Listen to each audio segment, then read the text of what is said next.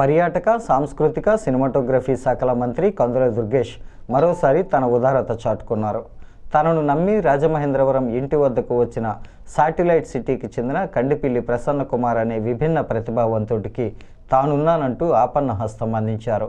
సదరం సర్టిఫికెట్లో 100% అంగవైకల్యం ఉన్నప్పటికీ కండిపిల్లి ప్రసన్న కుమార్కు ఆధార్ బయోమెట్రిక్ పడటం లేదన్న కారణంతో గత కొంతకాలంగా పెన్షన్ అందడం లేదని, అది కూడా దివ్యాంగుల కోటా పెన్షన్ 6,000 వచ్చేదని మంత్రి కందుల దుర్గేష్కు సమస్యను విన్నవించుకున్నారు.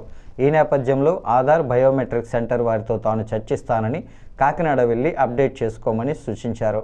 కలెక్టర్ ఆఫీస్కు సంబంధిత సమాచారం చేరవేసి దీర్ఘకాలిక వ్యాధిగ్రస్తుల కోటాలో నెలకు 15,000 పెన్షన్ అందేలా చర్యలు తీసుకుంటానని ప్రసన్న కుమార్కు మంత్రి హామీ ఇచ్చారు.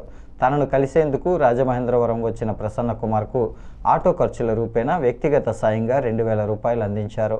మంత్రి దుర్గేష్ స్పందించిన తీరుపై ప్రసన్న కుమార్ కుటుంబ సభ్యులు హర్షం వ్యక్తం చేశారు.